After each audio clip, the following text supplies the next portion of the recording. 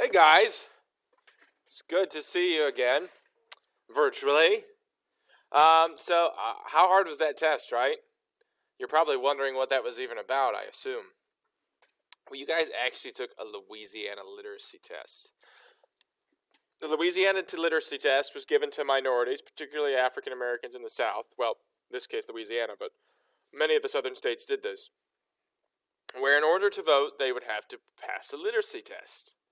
And the literacy test was made purposely hard for African Americans so that they could fail and would not be able to really participate in the vote in that state.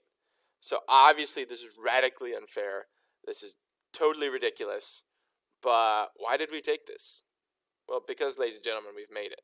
Documents done, government out of the way. We're talking about history.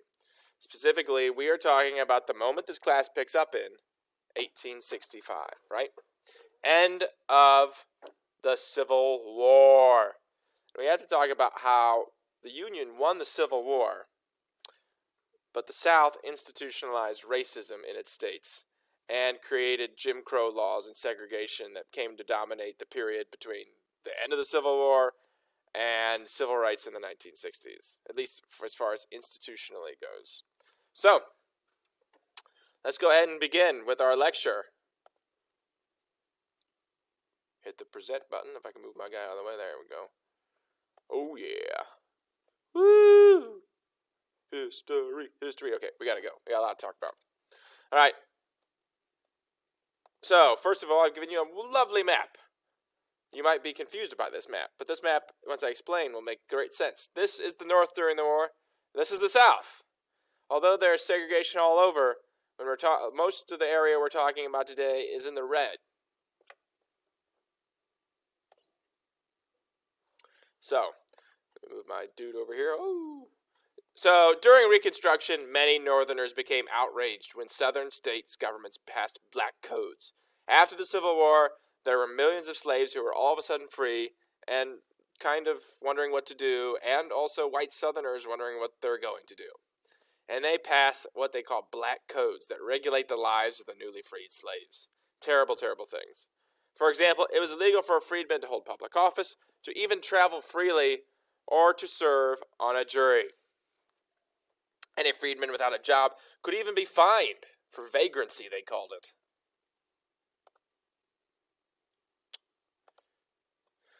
The codes were sought to essentially preserve pre-Civil War society. So the plantations are over, but white Southerners don't want to give up their superiority. So they create codes that purposely make African Americans in the South freedmen of an inferior status. The Republican Congress refused to recognize these new Southern governments, of course, right after the war, and they try to counter what the South is doing. They actually pass a Civil Rights Act. This is not the famous one in the 60s because it didn't really work, so people forget about it, which granted freedmen full political equality at the time.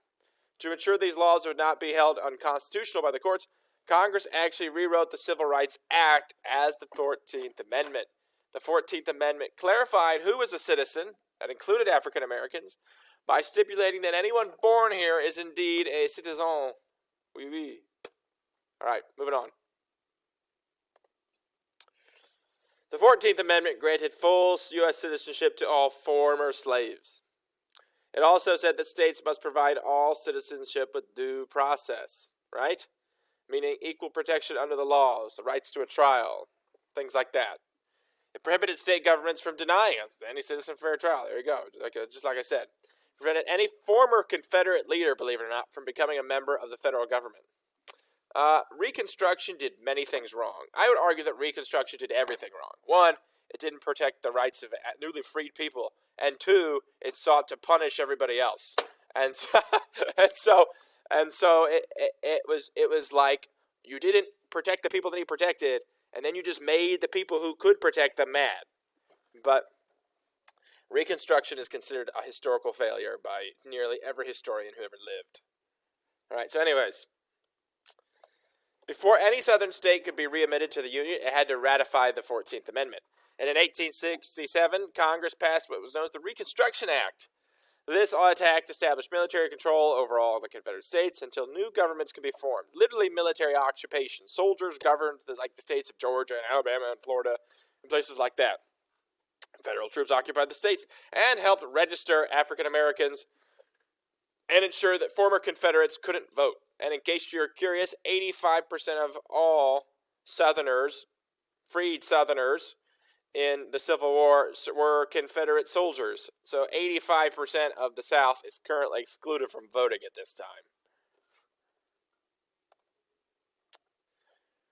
With former Confederates barred from voting or holding office, freedmen, carpetbaggers, and scallywags joined together to hold political power in the southern states. Wow, those are fun words. Let's define them. Carpetbaggers! Northerners who went south, right? That's what we're talking about. And scallywags! Southerners who sided with the North during the Civil War. Scallywags. 700,000 freedmen could all of a sudden also vote, which was important.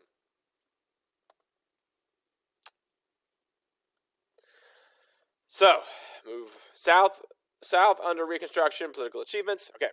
Reconstruction was only the first step in correcting the many injustices done African Americans. Republican state governments came to power throughout the South, the party of Lincoln. African Americans held positions of authority in Southern governments for the first time. New state constitutions established free public education open to African Americans and whites. Wow, wait, this is 1860s, 1870s? What happened, Mr. Searcy? Let me explain. Why did everything go so wrong? So, Reconstruction. The governments built new roads and hospitals. They banned racial discrimination. Representatives of the changes taking place in the South was the election of Hiram Rhodes Revels, first African American to serve in the U.S. Congress. Hear, hear. Huzzah.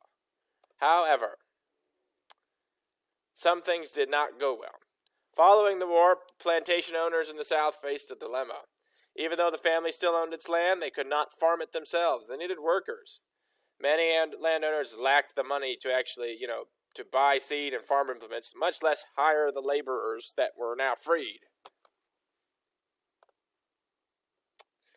To deal with this economic problem, many plantation owners and freedmen developed a system of sharecropping to replace slavery. Let's just say sharecropping was slavery in all but name, really. For each year, the sharecropper would fall further in debt to his landowner. Essentially, it was like you didn't own the land, you rented the land. And the rent was outrageous, and it cost you most of your money, and you could never afford to buy a farm of your own. And you were always stuck there because you had to feed your family still. So, and you even often worked for the master who freed you. I mean, it was slavery in all but name. Picture of sharecroppers. So, other forms became tenant farming, paying rent to use the land. This arrangement soon developed into new means of oppression of the freedmen.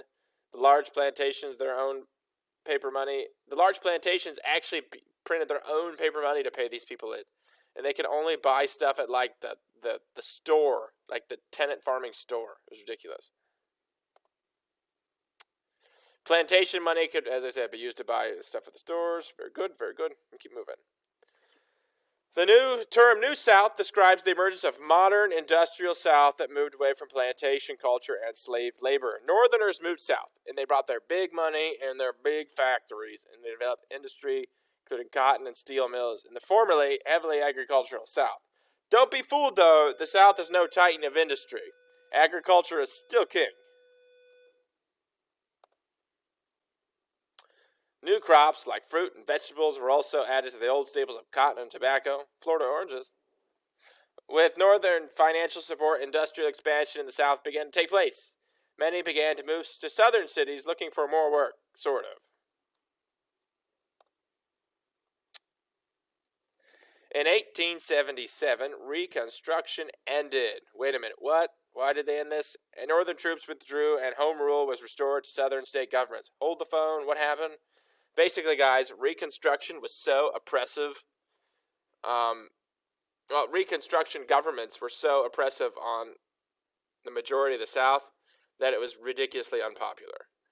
Long story short, after about 10 years of that, the government got tired of keeping soldiers in the South, and there was a very close election, and Rutherford B. Hayes, in being elected, promised to end Reconstruction. Rutherford B. Hayes was elected. He ended Reconstruction, and the troops left, and things get bad. From bad to worse. Things were not going well really before, Now things are getting worse. Former Confederate leaders were now permitted to serve in office. State legislators quickly moved to bar African Americans from political office. Most white Southerners harbored great resentment about the way they were treated by the Republicans for the last 10 years and sought to take power. For decades to come, the South gave its political support almost entirely to the Democratic Party, becoming known in political circles as the Solid South. And it was true. Probably about till 1960. After Reconstruction, Northerners appeared to lose interest in the South entirely, and freedmen lost most of their newly won rights. See that up there? Many reformers enacted by Reconstruction governments were repealed. Since African Americans were still dependent on white Southern landowners for their economic survival, they remained quite stuck where they were. The Ku Klux Klan was also founded in this time by ex-Confederate soldiers.